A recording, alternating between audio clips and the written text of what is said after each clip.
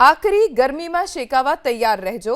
હવામાન વિભાગે ગરમીને લઈને 4 જિલ્લામાં એલર્ટ જાહેર કર્યું છે। રાજકોટ, કચ્છ, બનાસકાંઠા અને સાબરકાંઠામાં યલો એલર્ટ આપવામાં આવ્યું છે। રાજ્યના 4 જિલ્લામાં હવામાન વિભાગે હીટવેવની પણ આગાહી કરી છે। સોમવારે 42.9 ડિગ્રી ગરમી સાથે અમદાવાદ હોટેસ્ટ સિટી રહ્યું। રાજ્યના અનેક શહેરો અગનભઠ્ઠીમાં શેકાયા। અમદાવાદમાં આકાશમાંથી અગન વર્ષા વરસી। રાજકોટ, સુરેન્દ્રનગર, વડોદરામાં આગ ઝરતી ગરમીથી ત્રસ્ત થયા લોકો। આકરા તાપના કારણે બપોરના સમયે રસ્તાઓ ખાલીખમ જોવા મળ્યા। બપોરના સમયે બજારોમાં પણ સુમસામ જોવા મળ્યા।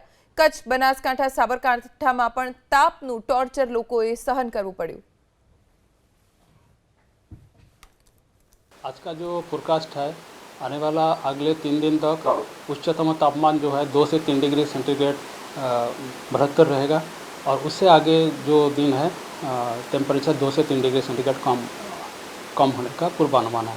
तो 15, 16, 17 टेम्परेचर थोड़ा सा 2 से 3 डिग्री सेंटीग्रेड और जो नॉर्थ गुजरात रीजन के साबरकांठा, बनासकांठा में येलो वार्निंग के साथ जो हीट वेव का वार्निंग दिया गया है 15, 16, 17 के लिए।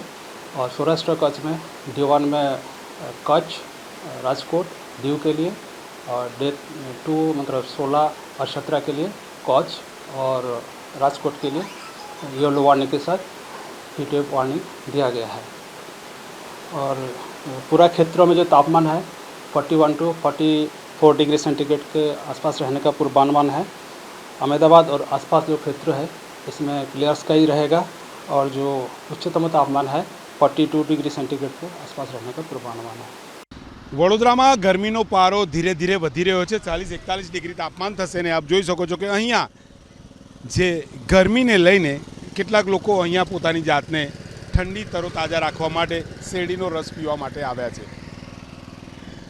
અહીંયા જતા આવતા જે લોકો છે ગરમી એટલી છે કે પોતાની જાતને ગરમીમાંથી બહાર કઈ રીતે લાવી શકે અને તેના માટે લોકો ઠંડા પીણા પી રહ્યા છે। તો સાથે રસ્તો પણ બતાવવાની કોશિશ કરીશું। રસ્તા પર જે લોકો જઈ રહ્યા છે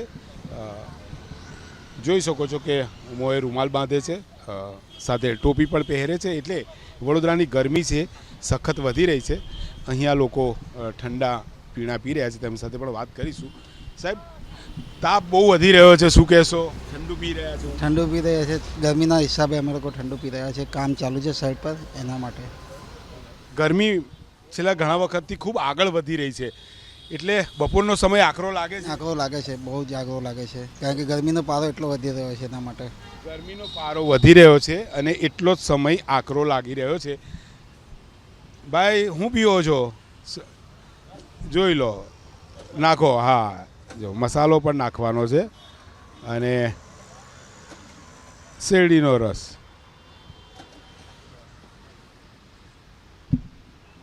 લોકો પોતાની જાતને ઠંડી તરોતાજા રાખવાની કોશિશમાં છે।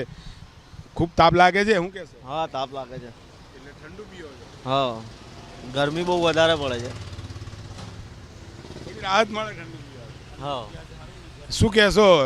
રસ્તા વચ્ચે સારી જગ્યાએ તમે ઊભા છો, રાહદારીઓ ઊભા રહે છે ઠંડુ પીવા બપોરે ખાસ કરીને? બપોરે ખાસ કરીને 2-3 વાગ્યાની આસપાસ પબ્લિક ભેગી થાય। હવે તો થોડો ઠંડો મોસમ છે એટલે વાંધો ના આવે। ગરમી વધારે પડે તારે પીવે લોકો રસ।